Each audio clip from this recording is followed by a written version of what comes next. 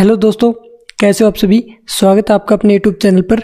तो जैसा कि आपको पता होगा कि जो नवीन सर है उनका नया बैच शुरू हो गया है, नायक बैच, जिसमें कि वो कंप्लीट पॉलिटी करवा रहे हैं। अभी उन्होंने पॉलिटी से शुरुआत की है। तो ये उनके हैंड रिटन नोट्स है जो कि मैंने बनाए हैं, और ये जो पीडीएफ है ये आप जो पीडीएफ देख पा रहे हैं ये आपको हमारे टेलीग्राम चैनल पर मिल जाएगी, और टेलीग्राम चैनल का लिंक आपको डिस्क्रिप्शन में मिल जाएगा। वहाँ से आप ये पीडीएफ डाउनलोड कर सकते हैं, बिल्कुल फ्री है। ये हम पूरे बैच की पीडीएफ डालेंगे जैसे जैसे वो करवाते जाएंगे, और ये कंप्लीट पीडीएफ आपको हमारे टेलीग्राम चैनल पर मिल जाएगी, वहाँ से आप डाउनलोड कर सकते हैं। और आज हम इसका रिवीजन करेंगे।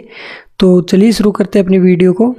तो ये नायक बैच है जो कि उनके द्वारा करवाया जा रहा है। उसमें आज उन्होंने करवाया संविधान और राज्य व्यवस्था के बारे में। जो संविधान होता है उसका मतलब होता है सम प्लस में विधान। सम का मतलब होता है समान और विधान मतलब कानून।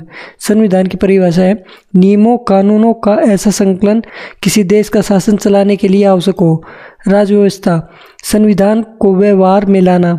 इसका उदाहरण जैसे आर्टिकल 17 अस्पृश्यता का अंत, ये संविधान में रखा जाता है। ये संविधान का उदाहरण है नागरिक अधिकार संरक्षण अधिनियम 1955, ये राज्य व्यवस्था हुई, यानी ये राज्य व्यवस्था का उदाहरण है।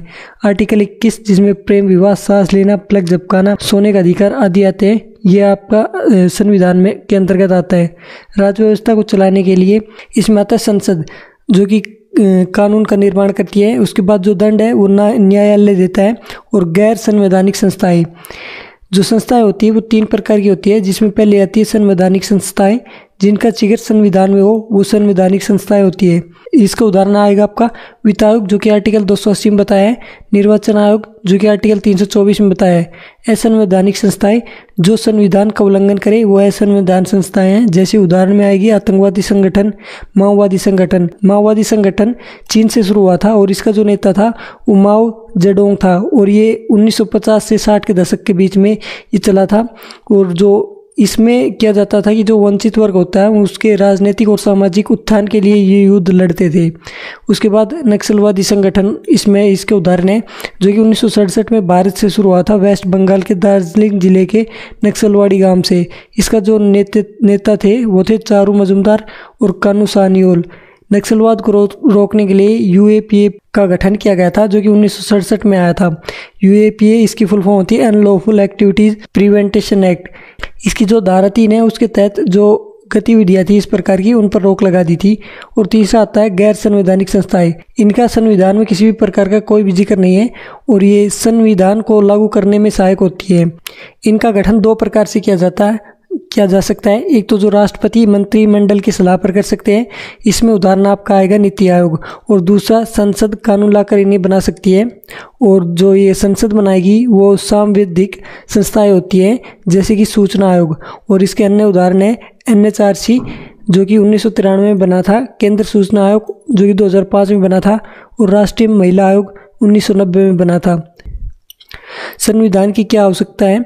जो नियम बनाए गए हैं वो सभी को पालन करना होगा उसका। और जो राजतंत्र होता है उसमें राजा का अधिकार होता है और उसी के कहे अनुसार चलता है सब कुछ। और जो लोकतंत्र होता है उसमें लोगों के द्वारा जो चुने गए प्रतिनिधि हैं वो कानून बनाते हैं। संविधान का पहला काम यह है कि वह बुनियादी नियमों का ऐसा समूह उपलब्ध करवाएं जिससे समाज के सदस्यों में एक न्यूनतम समन्वय और विकास बना रहे।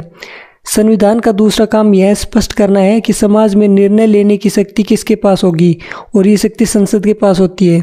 संविधान का तीसरा काम यह है कि सरकार पर कुछ सीमाएं लगाए कि वह उनका उल्लंघन कभी न करे। संविधान का चौथा काम यह है कि सरकार को जनता की आकांक्षा पूरा करने की क्षमता प्रदान करे ताकि न्यायपूर्ण समाज की स्थापना हो सके।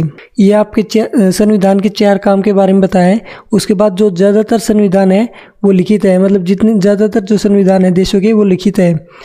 तो आज का जो उनका लेक्चर था उसमें इतना ही करवाया था। और ये जो आप पीडीएफ देख पा रहे हैं ये पीडीएफ आपको हमारे टेलीग्राम चैनल पर मिल जाएगी, जिसका आप प्रिंट आउट निकलवा सकते हैं। और टेलीग्राम चैनल का लिंक आपको डिस्क्रिप्शन में मिल जाएगा, वहाँ पर आप जुड़कर ये पीडीएफ डाउनलोड कर सकते हैं।